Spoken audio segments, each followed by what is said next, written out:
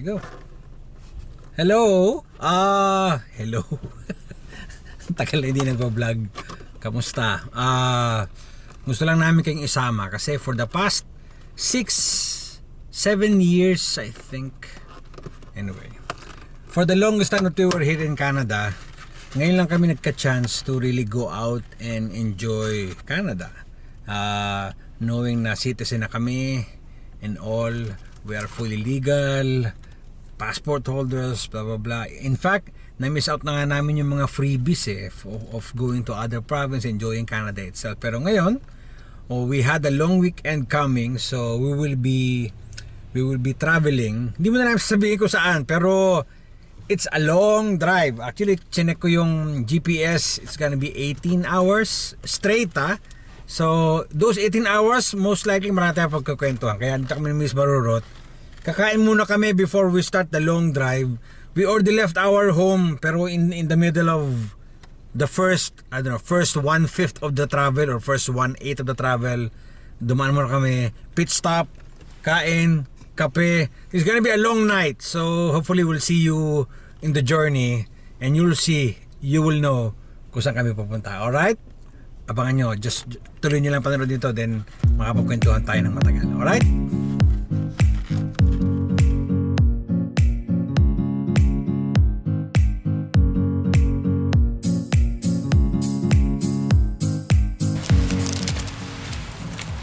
Alright, stop over. Actually, nag-stop over na kami kanina, pero umihi lang kasi long way to go. And then nag-i-snow na. There you go. It's already snowing outside, and we are like, based on Google Maps that we have here, do sa aming destination, we are 15 hours to go. 15 hours, and we have to get going. So all night we will be driving. Right? All night we will be ako pala. Kasi isa na ako umot na. Patulog na to kasi mamaya gigising naman siya para kahit paano kwentuhan ako ulit habang hindi pa ako inaantok. Alright, so nag-prepare naman ako for today or for tonight. Kasi the plan is, or at least yung driving requirement for the location we're going, we're heading toward east, by the way. East. So from Cambridge, we went to nag-stop by kami sa along the way sa 401, which is the busiest highway in North America. Nag-stop over kami along the way to get a little bit of food or snacks, and then nag-stop kami along the way again, which is at least 100 kilometers from the first stop, for toilet. And then we thought may gasolinahan doon. Nakita namin sarado yung gasolinahan. A small town. Nag-search ako sa Google about the closest Shell. By the way, Shell kasi meron akong air miles, so this is a good opportunity to gain miles and points. So naghanap ako ng Shell na malapit dun sa stopover kung saan kami nagbanyo. And then sarado kasi small town. Feeling ko dito alas 7 pa lang sarado na. Pero ito nakahanap pa ako ng isa also along the way. So nag full tank na ako, and yung range ng full tank ko is 500 kilometers. So I suppose after 450 or nasa 400 kilometers magagasta naman ako. So I'm getting deeper on the east direction. Okay, going east direction of Ontario. So hope to see you little later. And for sure gising pa ako. Hindi ako pwedeng matulog, hindi ako pwedeng antukin. So mamaya balataan ko kayo kung nasa na kami ulit. And bago ako mag-stop for this stopover, gusto magpasalamat sa mga nag-subscribe and nag-like, nag-comment. May nagko-comment pa ba? Sobrang tamad ni Mr. Barurot mag-video. Almost no idea of ano ba nangyari. Pero again, this is me. So I'm vlogging just to share with you whatever is going on here. Who knows, during this long weekend makapagkwentuhan tayo on the topics that you'd like to know. or at least yung perspective ko from the topic that you like to know, which is still immigration, still students. Ano ba talagang totoong kwento ng mga student dito? Alright, so sibat muna kami at mahaba-haba pang drive ito. Umaga na dating namin sa location, so long drive ahead. Alright, so I'll see you later in another stopover.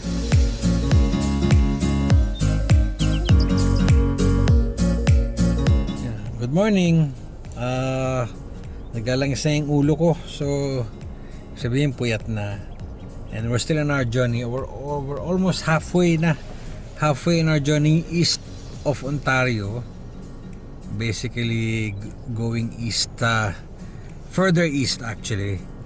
And then nakailang stopover kami, actually dalawa, kasi naghanap ako ng gasolinahan, nag-refuel.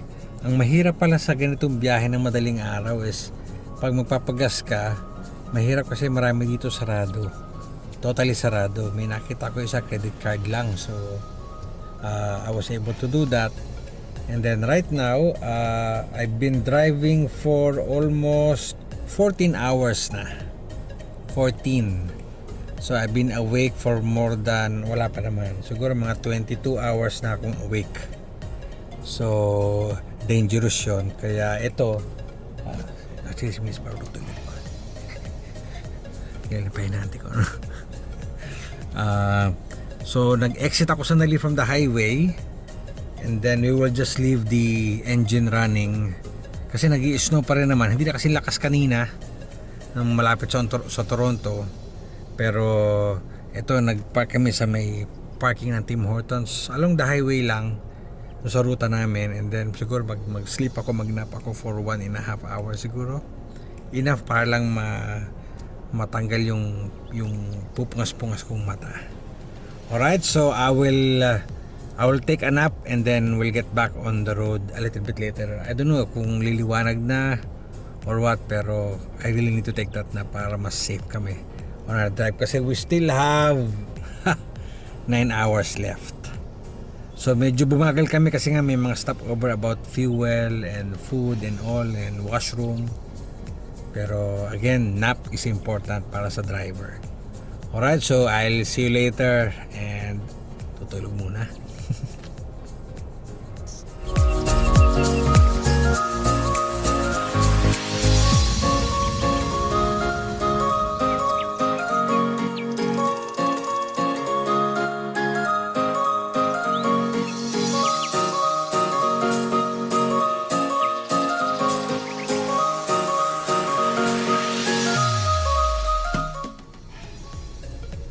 There you go.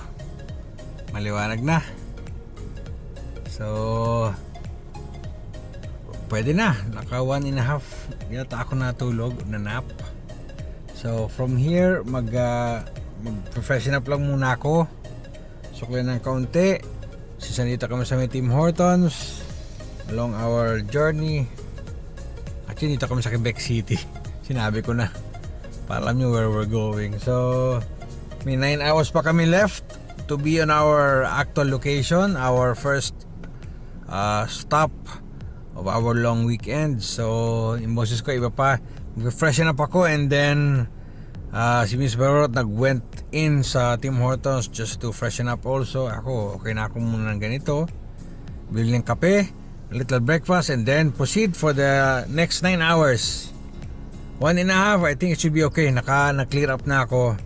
Kagabi medyo mabigat na rin yung mata ko, kaninang umaga 1.5 hour ako mabigat na yung mata ko, so ngayon medyo makakabawi na. So let's start again. Alright, so I'll see you on the next stop.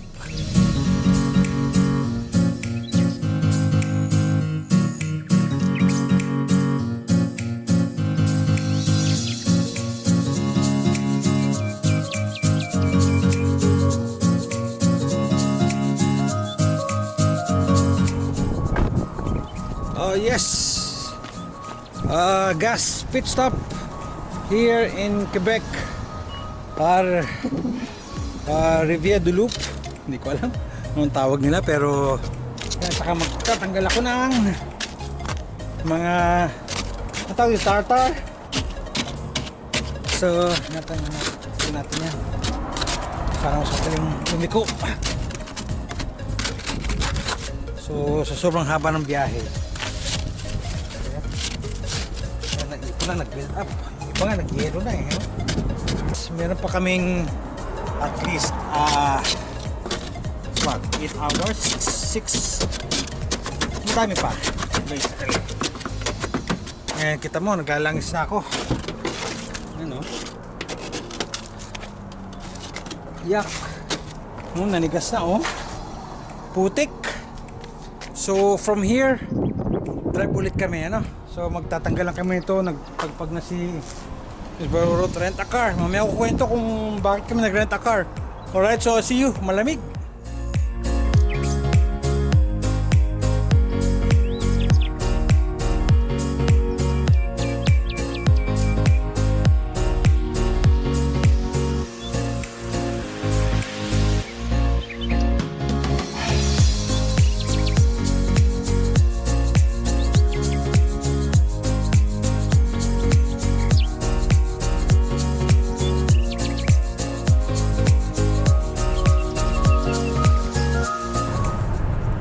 Hindi ako nakapag-vlog dun sa last stop namin kasi like what I said earlier, pag ganitong long road trip, long means talaga more than 12 hours, normally nag-rent a car na kami ni Mrs. Baruro. Kaya ganun ang ginagawa namin. Pupunta kami ng Sudbury, pupunta kami ng sa papunta sa may sa anywhere sa north at saka sa west. And then dito rin, pag napunta kami ng Ottawa, ng Kingston, ayan. So, yun ang aming arrangement palagi. Nasa Quebec kami kanina, nandito na kami ngayon sa New Brunswick. Okay, I think alam niyo na kung saan ang punta namin. Again, this is very tiring pala. 18 hours, actually to almost 26 kasama yung mga stop. And then, I slept for a bit. Si Miss Barurot is intermittently natutulog siya para bantayan ako somehow, and then ako natulog ako for 1.5 hour lang para lang mawala yung bigat ng aking mata. So it was supposedly an 18-hour trip, pero umabot kami ng 24 to 26 hours because of the stops and yung sleep. So very interesting trip. Masarap ulitin kasi mapapaisip ka kasi it's very tiring and exhausting. Yan, exhausting. So we'll see. Hopefully ma-enjoy namin yung aming very few days here sa pupuntahan namin, and then may ikot namin kayo. Actually ang goal namin is yung pinakamalayo muna, and then yung mga towns or cities in between, yun ang dadaanan namin pabalik, pauwi. Alright, so ipaliwanag ko pa kung how I plan, ako personally, how I plan this trip, para pag nandito kayo sa Canada, gusto nyo ng long road trip, baka may mapulot kayo, or kung meron kayong gustong i-share sa akin, i-comment down below nyo lang. Alright? Para ako din matuto din ako sa inyo. O siya, sige, doon tayo magkita. Malayo-layo pa ito. It's another 3 almost 4 hours pa na drive. So tatry kong habulin kasi ang hotel namin, we were supposed to be checking in at 3, pero we will be delayed by almost 4 hours. So di bali, okay lang naman yung flexible yon, pero I'll try to habulin yon and to be as early as possible. So kita tayo doon.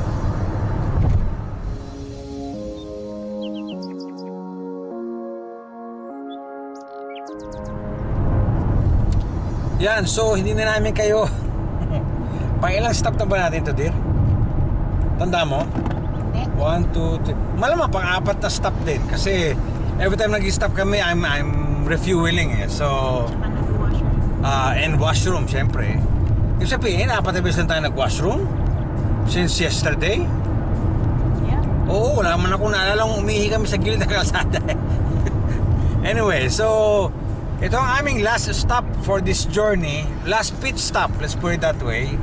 Kasi pang-4 na refuel na namin ito, full tank. And just take note, nag-rent a car kami. Gaya na sabi ko kanina, we rented a car kasi I think mas cheaper ito kaysa gamitin namin yung aming sasakyan.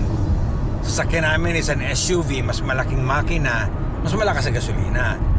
And pag yun ang ginamit namin, malalaspag, yung gulong mapupudpud, yung makina. Itong trip namin pag natapos, automatic, few more days, balik na agad sa service. So talagang mas magastos yun. Now, we opted to rent a car kasi mas mura. Depende sa rental company. Gasolina lang aatupagin mo and you don't have to worry about the laspag. Siyempre, papatamin yung gasolina kung magkano yung gasolina na kinuha mo nung kinuha mo yung kotse or sasakyan, ipabalik mo yun ng ganon. Pero other than that, the rest are well taken care of. Nagdadag ako ng konting road assistance fee, which is around, again, depende sa rental company, around $35 to $36 for 5 days. Kasi may snowstorm last night. Hindi ko yata nabanggit kanina, may snowstorm last night. So kaya I thought of let me have that para sigurado in case mapalaho kami somewhere. So far so good naman. We are on our last stretch, which is our last 380 kilometers, which is around 3 hours and 45 minutes pa as I'm speaking now. So this is the longest trip so far that I've made. I did some driving already before na non-stop sa UAE. I think that's 12 hours pero one round trip yon. Ito kasi will be, original plan is 18 hours as per Google Map, pero as per actual it's 24 to 26 hours. Hindi ko alam kung tama ba yun, normal ba yun or what. May mga kaibigan kaming gumawa ng 18 hours, I think 20 hours. Pero for me kasi, yun nga, may pit stop, refuel, tas snowstorm pa, ang bagal. Mabagal yung traffic kagabi sa highway kasi may mga snowplow kami na encounter. And di ka pwede mag-overtake sa snowplow. And then, nag-nap din ako for 1.5 hour. Si Miss Barurot nag-nap intermittently. Yan, para kahit paano may kausap ako habang nag-drive kagabi. Up to today. So medyo disturb yung aking body clock, pero I hopefully may correct ko mamaya tonight. Kami dalawang Miss Barurot, and then right now we're heading to our location, hotel, and magpi-pick up kami ng dinner na rin for tonight. Para hindi na kami lalabas, talagang exhausted na. And the drive itself is very exhausting. You have to be very prepared physically and mentally. Nagtatawa na lang kami dito para na kaming gunggong kasi wala na kami magawa. So sobrang haba ng biyahe. Pero it's worth the time naman to really, kwentuhan. Kasi gaya niya, kami lang ni Miss Bor dito. Sino kausapan namin? Kami lang dalawa. Pag-usapan namin pamilya namin, pag-usapan namin ibang tao, chismisan. Pero amin lang. Who knows kung sino pinag-usapan namin. Amin lang naman And anyway, so yeah, last stretch ito. So sabihin namin sa inyo pag nandun na kami. Pero looks like may idea na kayo kung saan kayo papunta. Kasi nabanggit ko Quebec. Ngayon nasa New Brunswick kami. We're traversing the New Brunswick Trans-Canada Highway. And then yung pupuntahan namin, we will be exploring that tomorrow na. Sobrang pagod na since yesterday. My goodness, since yesterday kami umalis 4 PM yesterday. So right now it's already 2:43 PM in our watch. And remember, mag-a-adjust ang oras namin maya kasi pupuntahan namin is 1 hour ahead of our time sa bahay. So yun, mamaya kwento pa tayo more habang nakain. Alright? We'll see you there.